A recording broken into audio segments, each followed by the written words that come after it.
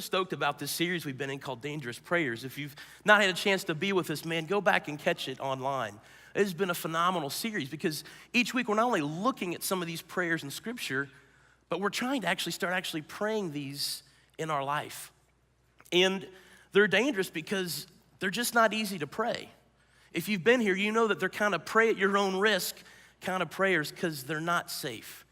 And they've got the potential to radically change your life, being dangerous in a good kind of way. And so as a teaching team, it's been our goal of this series to hopefully on the weekend just equip you with some not so safe prayers that can in a good way kind of take you out of your comfort zone and your daily walk with God. If you've not been with us, let me kind of catch us up. A couple weeks ago, we unpacked our first dangerous prayer. We met up with David in Psalm 139. And we met up with David. He was on the run from his enemies. God's enemies were all chasing him down. We see him duck in a cave and kind of catch his breath and grab a Snickers. And in that moment, he looks to God and he prays a very dangerous prayer. He says, hey, God, right now, search me. Search me, God. That's a pretty bold prayer. He looks to God and says, basically, I'm going to give you full permission right now, God. VIP, backstage, all access pass to come in and walk the acreage of my heart. I've not cleaned up anything. I've not shoved anything in the closet. I've not thrown anything under the bed. The Bible's not even on the coffee table. Have at it and take a good look. And while you're there, God, my Creator, I invite you to shine a spotlight on anything in my life that's displeasing to you or is inconsistent with your truth. That's pretty dangerous. Last week, my man Kevin Davis was here and knocked it out of the park as he took us on a journey into Mark chapter 14. And we encountered and watched something go down with a prostitute who came to Jesus carrying a very expensive jar of perfume, a jar of great value. And we see her in the midst of that counter, in an act of worship, break open that jar and pour all of its contents out onto Jesus, and she washes his feet. As we watch that encounter, we learn that she's not just emptying the jar. She's really symbolically emptying her past. And she's looking to Jesus and saying, listen, I'm going to give you my everything, but in this moment, I'm going to also make you my everything. Broken and poured out. And Jesus is trusting that maybe you can make me whole again. And we were challenged after that encounter to follow her lead and begin praying a second dangerous prayer, a break me kind of prayer that says, hey, God, stretch me. Stretch me. Now, before we unpack a third dangerous prayer this weekend, I kind of want to call a timeout because I know there might be some of us here that have been checking out this series and you're sitting here right now in the midst of this prayer series going, I feel like a spiritual failure. It's easy to feel that way.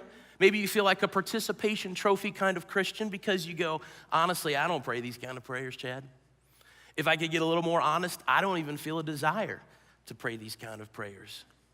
And if that's the struggle and court of tension you find yourself in this weekend, let me encourage you that if that's where you are, you're keeping company with some pretty big players in the Bible. Two of them we're going to meet in just a moment. One of them who was a Hall of Faith kind of dude.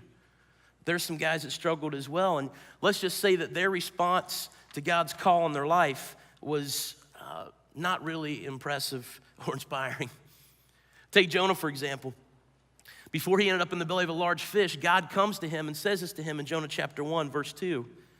God says, Jonah, go to the great city of Nineveh and preach against it because its wickedness has come up before me.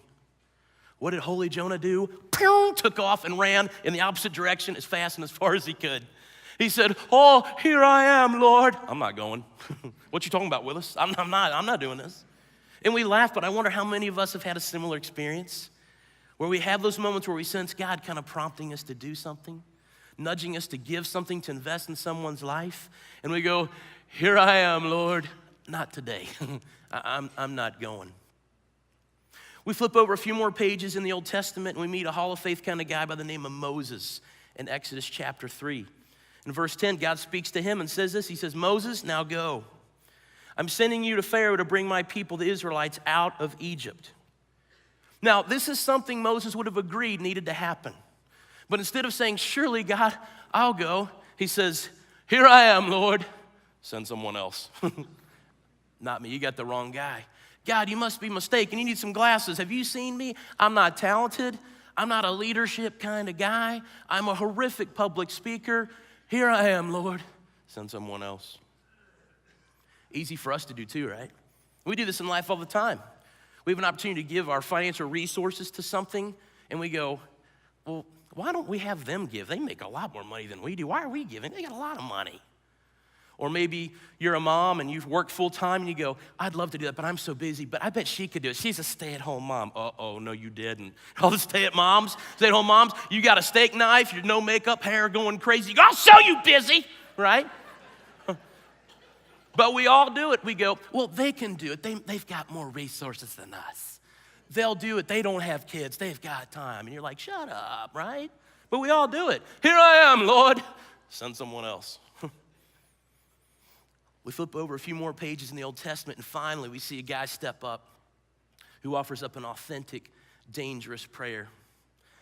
Isaiah chapter 6, verse 8. Isaiah comes along, and he's got something different for God. Here's what he says. He says, then I heard the voice of the Lord saying, whom shall I send, and who will go for us? And before we look at his response back to God, let's look at what Isaiah didn't say.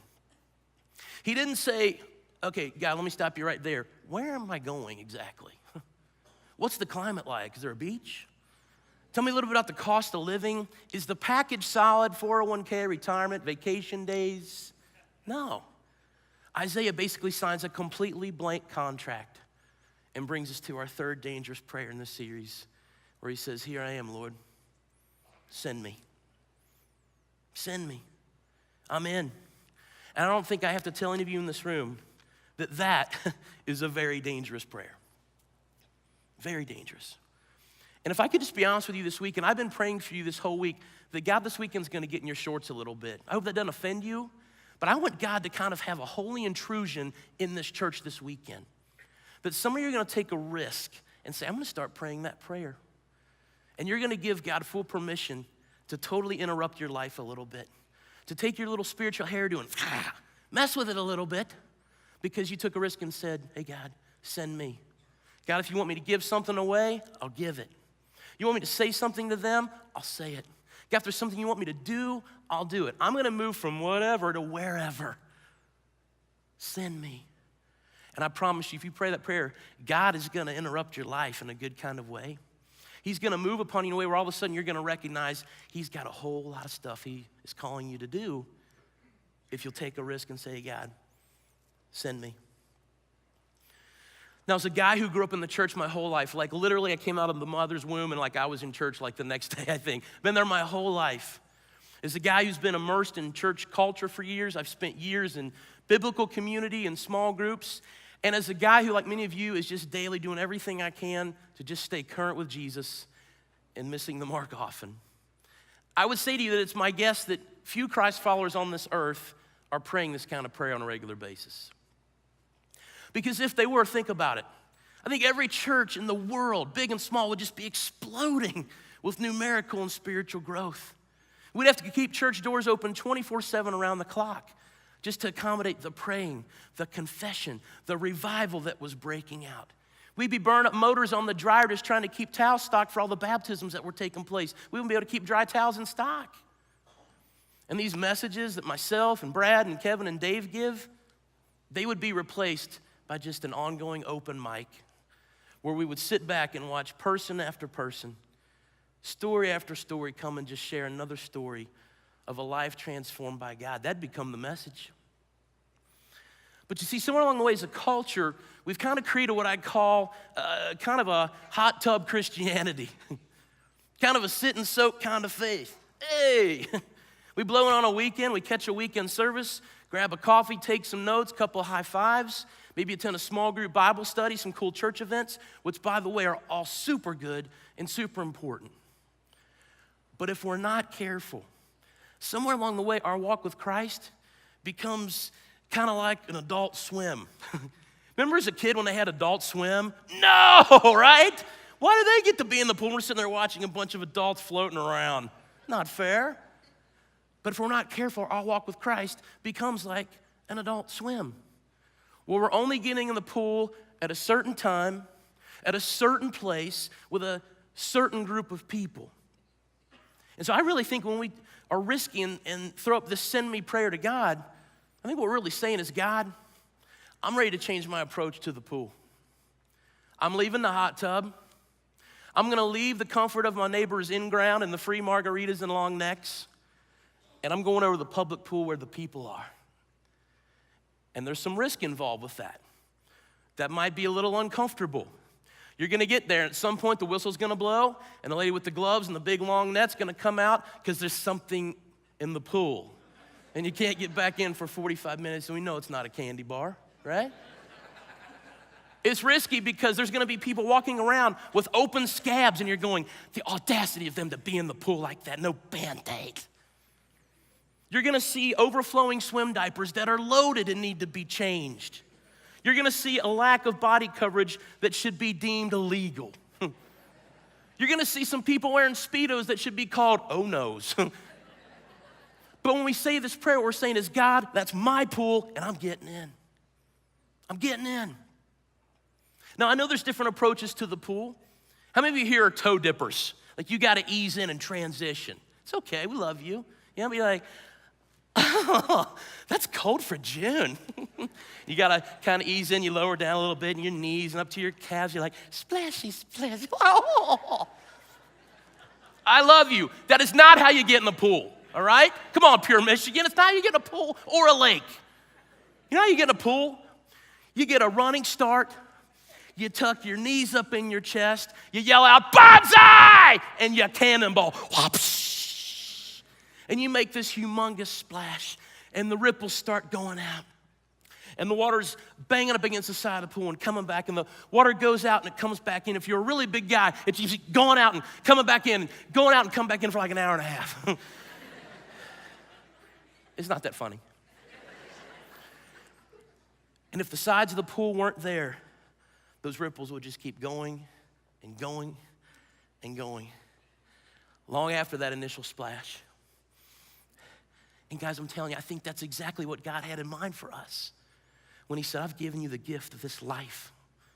And I want it to be a life where every day you're making ripples with your life, where your life touches someone else's life, and that life touches a life, and that life touches a life. And long after you're dead and gone, man, the ripples just keep going. And I think most of us sit here right now going, yes, I want that. I want a life of legacy and impact, but I'm not sure how to make that happen. Well, that's what I love about Jesus as a master teacher. Jesus, who in Matthew 28 looks at each of us and says, go into the world where you live, work, and play. He actually shows us how to move from toe dippers to cannonballers. Luke chapter 19, he cannonballs in the life of a guy named Zacchaeus. If you got your Bible, go ahead and take it out this weekend. If you want to pull up an app on your phone, that's cool. And if not, everything's going to be up on the screen. But in this encounter, Jesus is really bold in that he basically invites himself to this guy's house for dinner. I love a lot of things about Jesus. One thing I love is that Jesus loved food. Better than that, he loved people. And maybe even better than that, he loved to eat food with the people that he loved. Let's check this encounter go down as he begins the cannonball in verse 1 in the life of Zacchaeus. It says, Jesus entered Jericho and was passing through. A man was there by the name of Zacchaeus. He was a chief tax collector and was wealthy. He wanted to see who Jesus was, but because he was short, he could not see over the crowd. So he ran ahead and he climbed a sycamore fig tree to see him. Now, before we dive in this, let's kind of get a picture of Zacchaeus. First of all, he's kind of the Bernie Madoff of his day, right? Because he spent his life milking people out of their retirement and all their investments, stealing thousands and thousands of dollars and getting rich basically by theft. I mean, he's got enough money, he could fly around in private jets, wine and dine local politicians. That's kind of who he is. Yet on the other hand, he's also kind of the Danny DeVito of his day, right? Because he's so short, he can't even on his tippy toes see over the crowd. So let's get this picture here. We have the wealthiest man in Jericho. He's running way ahead of the crowd, and he climbs up a tree in a designer's suit. And if you know much about Jewish men back in the day and that culture, when it came to their dignity and pride, a couple things. They didn't run anywhere, and they didn't climb anything. That was beneath them. So you got Zacchaeus here running and climbing. Why? Well, 2 reasons. First of all, he really wanted to see Jesus. And secondly, he really didn't want Jesus to see him. And I think about that, and I think about, that's probably where a lot of our friends are, maybe where some of you are this weekend. I think a lot of people are spiritually curious. I think they'd love to have an encounter with Jesus, but they're not so sure they want Jesus to see them. And I think that's why you can imagine the shock over what happens next in verse 5. It says, when Jesus reached the spot, he looked up and said to him, "Hey, Zacchaeus, come on down immediately. I must stay at your house today." And 2 quick observations that we see here. Number 1, Jesus calls Zacchaeus by his first name. We know that when you call somebody by their name, it makes it personal. It says, you matter to me. And the second thing we see is that Jesus intentionally went through Jericho just to see Zacchaeus. It was the only reason he had to take that path and that journey, is because he said to him, I must be a guest in your home today. This is a big deal, because in Jewish culture, you just didn't share a meal with an enemy. Back then, if you had a meal with somebody, that was an act or a sign of friendship. And so Jesus, even before he even sees Zacchaeus, he already considers him a friend. Long before Zacchaeus considers Jesus to be a friend. And I think that's why Zacchaeus responds the way he does in verse 6. It says, so he came down at once and welcomed him gladly. What I think we know so far is the truth of Zacchaeus. He didn't have any what? Yeah, he didn't have any friends. He didn't have any friends. The guy ate well, but he ate alone. And what I love about Jesus is when he looks at Zacchaeus, he doesn't see a thief. He just simply sees an ordinary guy who's a pretty lonely person who needs a friend. See, guys, we think that when we pray the Send Me prayer, that we're going to end up in the middle of Africa or downtown Hong Kong. What? No money, we can't speak the language, somebody's got a machete to our head. That could happen. I'm not making fun, but I think what God wants us to get is that really when we make a commit to pray the Send Me prayer into the world of the people around us where we live, work, and play, what we're saying is, I want to get around those people and be aware. I want to pay attention. And I want to realize that every person around me, regardless of how big their house is, regardless of their education or lack of, none of that really matters, because at the end of the day, every person breathing on this earth, there's a couple things they want. Everybody wants to know and be known by somebody.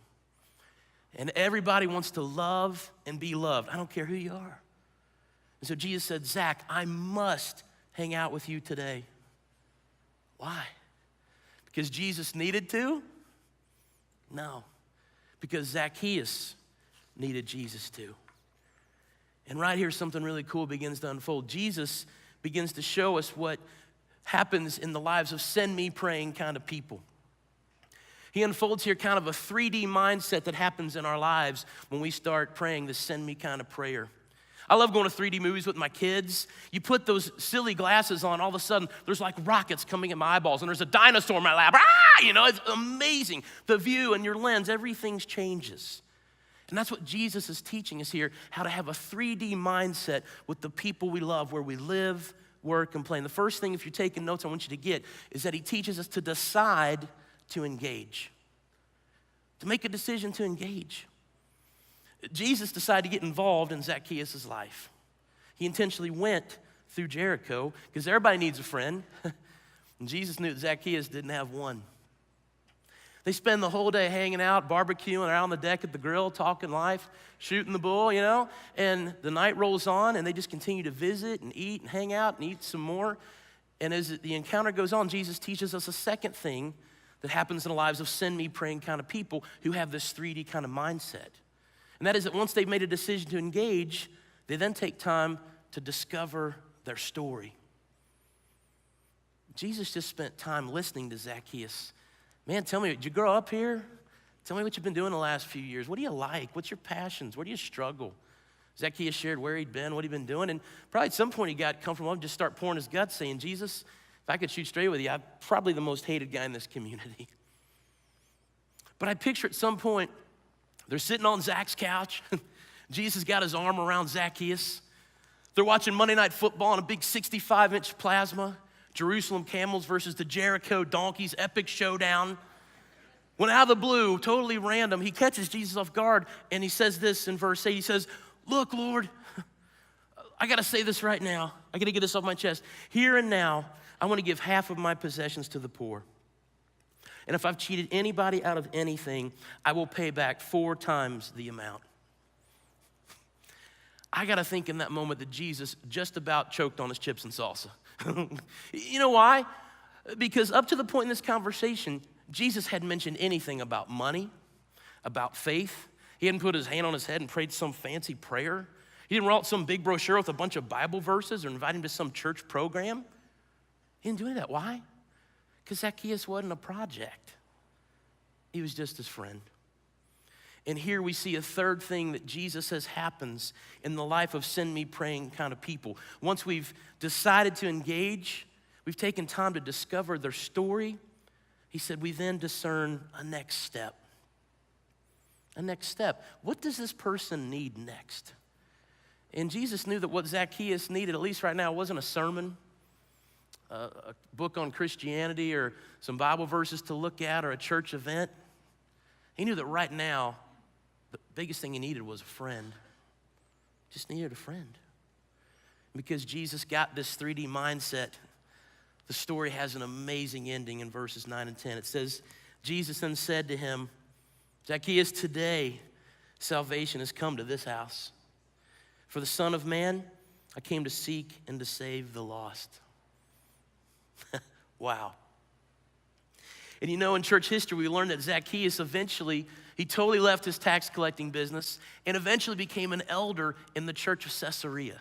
It's amazing. He became a spiritual leader in the church. And he spent the rest of his life pouring into and investing in the lives of people who were far from God, exactly where he used to be. And it all started because Jesus cannonballed into his life. And Jesus' life rippled out onto Zacchaeus. And Zacchaeus' life started to ripple out on so many other people. And you see, I think we make this send me thing way too complex, church. We'll be having a 4-month class on evangelism lifestyle. And Jesus is like, time out. It's really simple. Go where you live, work, and play, and make a decision to engage in the life of someone. Leave your garage door up for a few minutes. Maybe get to know your neighbor. And then discover their story. I picture Jesus saying, I love you, but just quit talking so much. It's not about you. Listen. Pay careful attention. Be aware and get to know where they've been and where they are, and then discern a next step. What do they need right now? And that may be something that has nothing to do with church at this point. It might be a family who could just use you to come shovel their driveway because they're super busy. It could be a single mom who's working 2 jobs and is just whipped. And maybe you just bless her by taking her kids for a night. Maybe somebody's had surgery and you just show up unannounced with a meal and say, hey, we're just thinking about you. Let us know if you need anything. Or maybe it's just sending flowers to the funeral home. I don't know. But I watched this connection go down between Jesus and Zacchaeus, and I think to myself, this is exactly what God had in mind for us. Where we take this life he's given us and we spend our time on this earth making ripples. Where our life touches someone else's life, who then touches another life. And the ripples go out long after we're dead and gone, and they keep going for eternity. For years, I had the chance to pastor a church plant in northern Kentucky. We saw so many great ripple stories go through. And I just want to share with you one as we wrap up this weekend. This is my buddy, Daryl Andrus. Daryl Andrus, for years, every Sunday morning about 7 a.m., drove his car to a storage facility and picked up our church's 14-foot box truck that looked like it came from the show Sanford and Son. It wouldn't start half the time, but it literally was our church on wheels. It contained everything we owned. And every Sunday, he pulled into Dixie Heights High School and helped us turn that school into a church. But when he was done there, I remember Daryl going to the really steep hill of Dixie Heights High School and putting our signs in the ground. We could only put our signs up on Sunday morning. We couldn't put the poles for anything. So every Sunday morning, he's out there hammering these big holes, and he's wrestling with these big bungee cords with these banners, trying to get them just right, because that's the only way people would know we were there. And I remember so many Sunday mornings watching him out there in a poncho and just torrential downpour of rain, sleet, snow, and ice, just wrestling with those signs, man, every weekend. Well, one day, Evie Morrow was driving down Dixie Highway, And she saw the sign. A few weeks later, she came to church and eventually found Christ. She went back and started sharing what happened in her life and about her church with her neighbor, Missy Parrott, and her kids. Missy started coming to church, and about 6 months later, we got to baptize Missy. Missy then started building into one of her friends who was a little older, Shirley Manahan. Shirley's husband was really ill for quite some time, and I was able to get introduced to them. I had the honor of preaching his funeral. And Shirley started coming to church and seeing her need for God, and her life was changed at the age of 70. She eventually started sharing what God had done in her life with her daughter, Tara. Tara's an interesting story. She came to Christ through a small group who loved her into faith before she ever even attended a weekend service. That's the power of community. And then Tara's daughter, Casey, started noticing, Mom, you're different. And I remember standing in the baptismal pool at Scott High School with Casey, getting ready to baptize her, and looking out over that crowd and seeing every one of those faces I just mentioned, and it hit me. I thought, you know what? That all started with Daryl. It all started with Daryl. Ripples. Real stories. Not some program written by a megachurch pastor, the next latest, hottest formula, just people. Ripples, real stories by people who say, hey, God, send me. I want to be a life that touches a life, that touches a life, that touches a life. Church, the choice is yours. You can be a toe dipper or a cannonballer. I say we get wet.